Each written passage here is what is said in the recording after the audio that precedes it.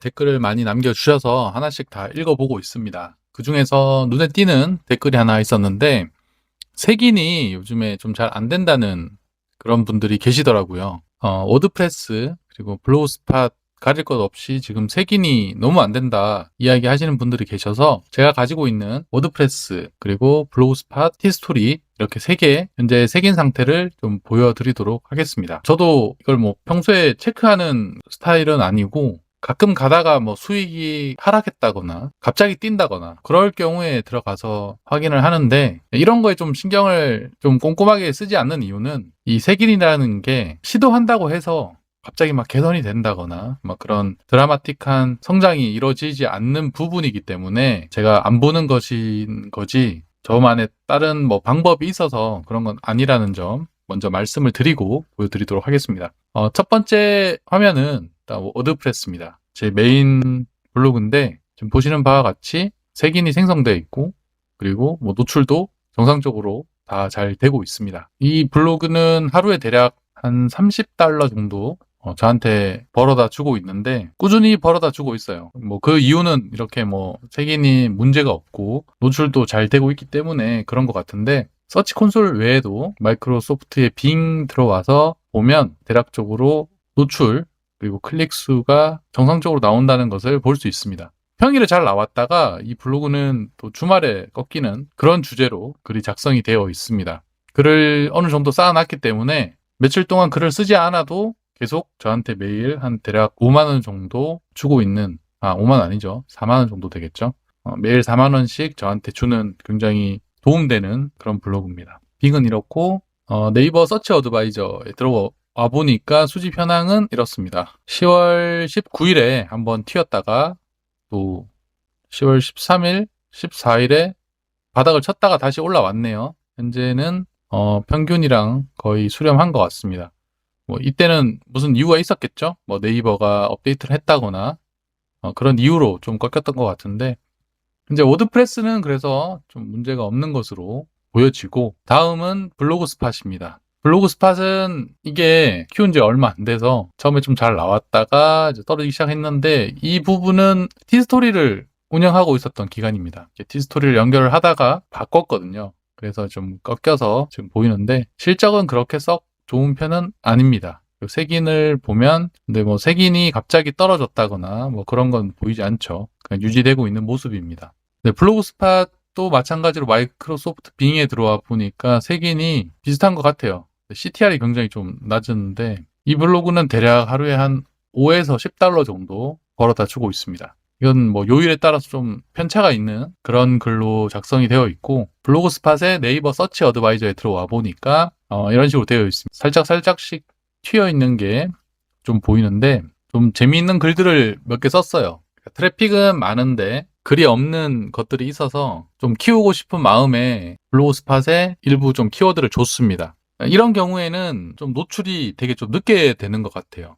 앞에 제가 보여드렸던 워드프레스에다가 지금 이 튀었던 주제들을 주게 되면 생각보다 좀 빨리 반영이 됩니다. 뭐 당일날 반영되는 경우도 있고 그 다음날 거의 상위 노출이 돼요. 왜냐하면 글이 없으니까. 하지만 사람들이 계속 들어와 주기 때문에 돈은 될 수 있지만, 저는 그 글의 키워드를 봤을 때 수익보다는 이렇게 블로그를 키우는 게 좀 더 낫겠다라는 판단을 했습니다. 그래서 수익을 일부 포기를 하고 대신 블로그 스팟에 이 키워드를 줬어요. 그래서 아까 앞에서 보시면 서치 콘솔에서는 굉장히 실적이 낮습니다. 왜냐하면 구글에서 뭐 그렇게 많이 노출이 되지 않고 있기 때문에, 대신에 블로그 스팟은 지금 네이버 웹사이트 영역에 노출이 제법 잘 되고 있거든요. 그러니까 하루에 5에서 $10가 나오고 있는 건데, 이런 식으로 약간 미래를 좀 더 보고 키워드를 줬습니다.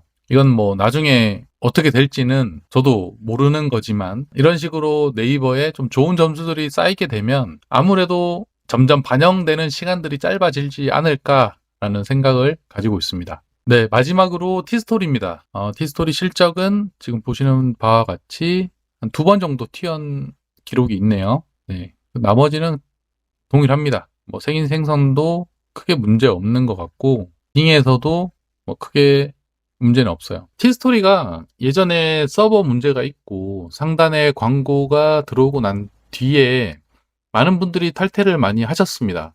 저도 거의 대부분 다 탈퇴를 했는데 가장 오래 유지했던 이 블로그는 뭔가 좀 미련이 남아서 글은 자주 쓰진 않지만 그래도 유지를 하고 있습니다. 시간이 지나니까 사람들도 물론 상단에 광고를 클릭을 할 수도 있지만 본문을 보는 것 같아요. 그래서 CTR이 좀 많이 좀 올라온 것 같고 수익도 잘 나올 때는 뭐 하루에 20불 정도 나올 때도 있는데 평균적으로 한 10불 내외로 왔다 갔다 하는 것 같습니다. 그래서 한 달이면 그래도 300불이면 한 40만 원 정도 되잖아요. 거기다가 티스토리는 또 무료라는 장점이 있다 보니까 버리기가 좀 그렇습니다. 왜냐하면 40만 원이면 한 달 용돈도 되고 대략 한 7, 8천만 원 정도의 신용대출을 매달 이자 상환을 할 수 있는 비용이기 때문에 굉장히 좀 어느 정도 되는 돈이라 이 블로그만큼은 지금 유지를 하고 있습니다. 서치 어드바이저를 한번 볼게요. 네, 서치 어드바이저의 수집 현황이 굉장히 좀 높은 편입니다. 지금 보시면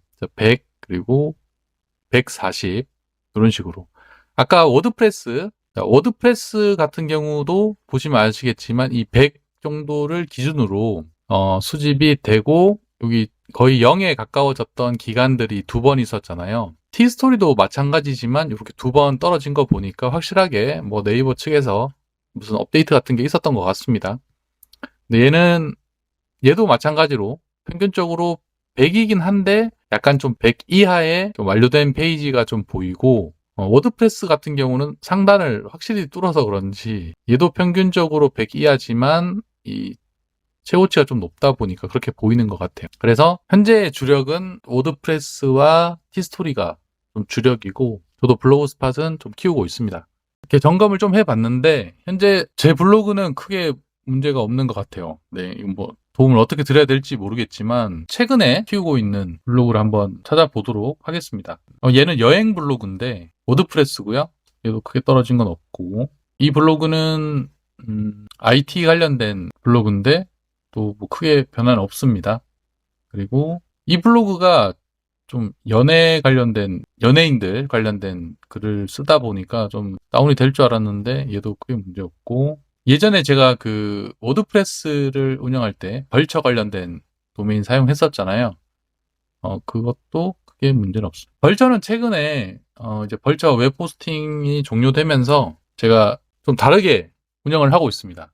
예전에는 웹 호스팅 관련된 거였다면 지금은 여기 보시는 바와 같이 이제 해지가 돼서 탈퇴를 한 후기를 남겼고 그 뒤로부터는 그냥 ETF 관련된 글을 쓰고 있어요. 제가 블로그로 돈을 모아서 ETF에 투자를 하고 있는데 이 관련돼서 공부도 할 겸 글을 쓰고 있습니다. 근데 사실 이게 뭐 돈이 되진 않습니다. 돈이 되진 않고 제 개인적으로 공부를 하려고 만든 건데 아무튼 이렇게 뭐 웹 호스팅에 대해서 이야기를 계속 해 오다가 갑자기 ETF로 바꿔도 크게 뭐 색인이나 그런 문제는 현재까지는 없는 것 같아요. 다른 블로그들도 한번 보도록 하겠습니다. 네, 이건 티스토리인데 티스토리도 크게 문제는 없는 것 같고 최근에 만든 웹사이트인데 조금씩 노출이 되고 있는 것 같아요. 워드프레스고 아마도 구독자님과 좀 비슷한 그런 안 좋은 상황이 벌어진다면 이 도메인의 블로그가 가장 1번 타자로 당하지 않을까라는 생각이 듭니다. 지금 8월부터 시작해서 11월이니까 샌드박스 기간이라고 이야기하는 그게 보통 한 3개월쯤